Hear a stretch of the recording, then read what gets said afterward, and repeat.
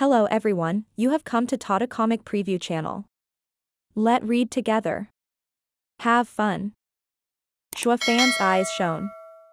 A snort reached the trio's ears, butting into their friendly talk, just like an animal pen, rearing them for slaughter.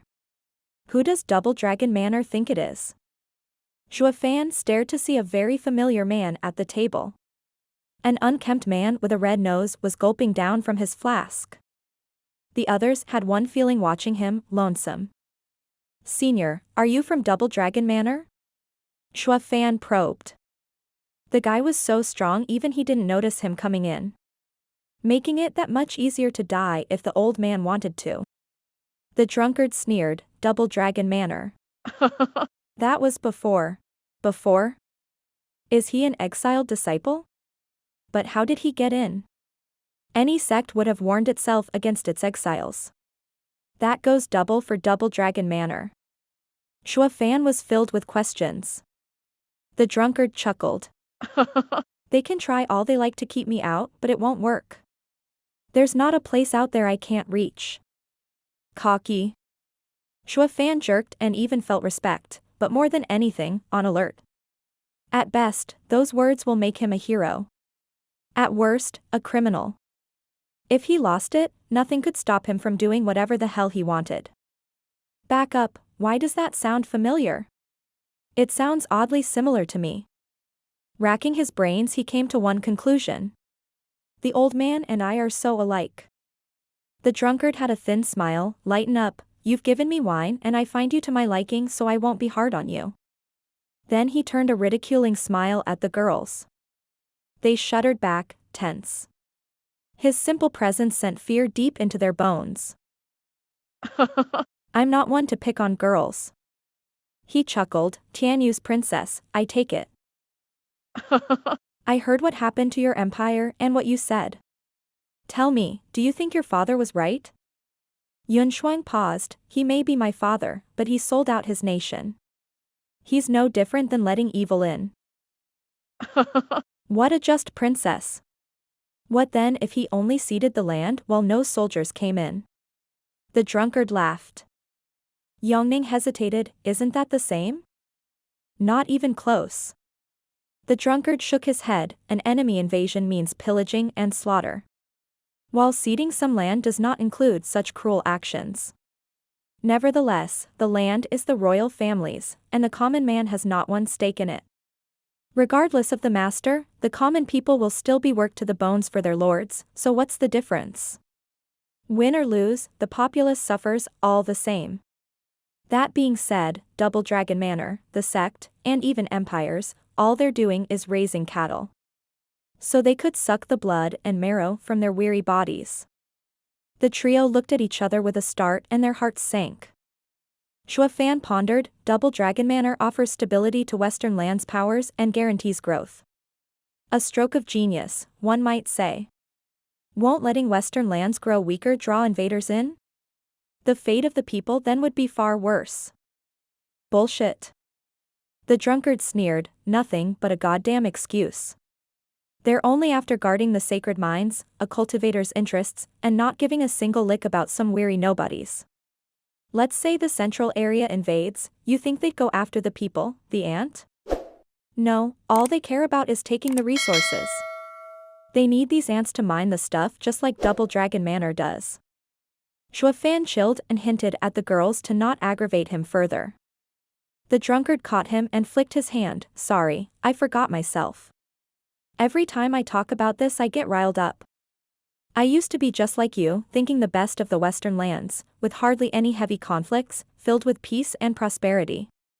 It all changed from one meeting. Woman? Yongning's eyes lit up. The drunkard exclaimed, girl, how did you know? Isn't it obvious? Only a woman can change a man. Yongning stuck out her proud chest. The drunkard had a cheerful smile, you girls sure know a lot. Just how many did you change?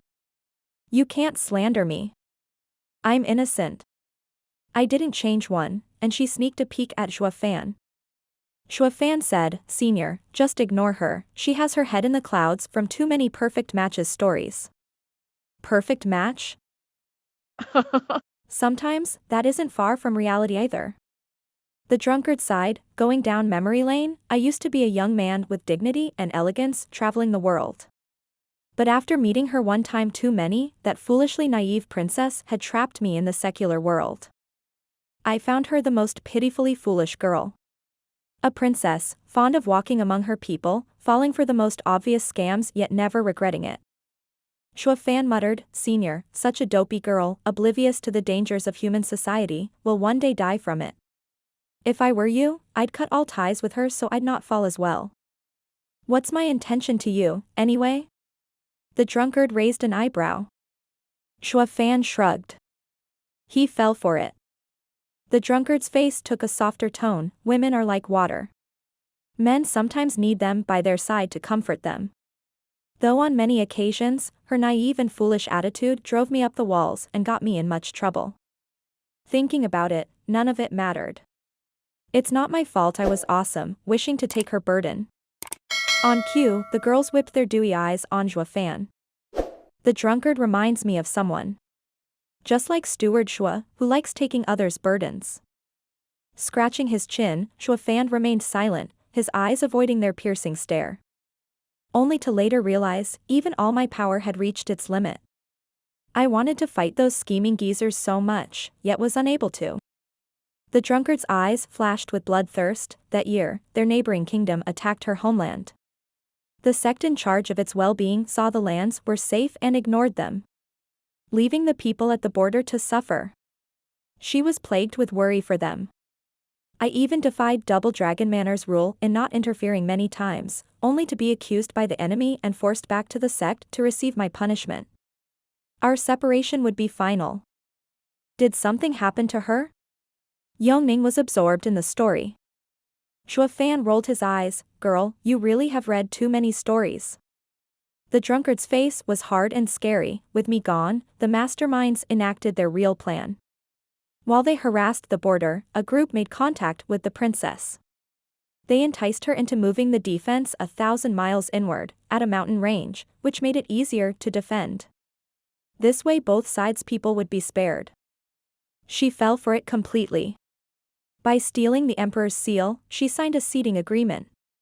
The enemy used it to force the defending general to draw back and take the rich stretch of land. By the time the emperor found out, it was too late.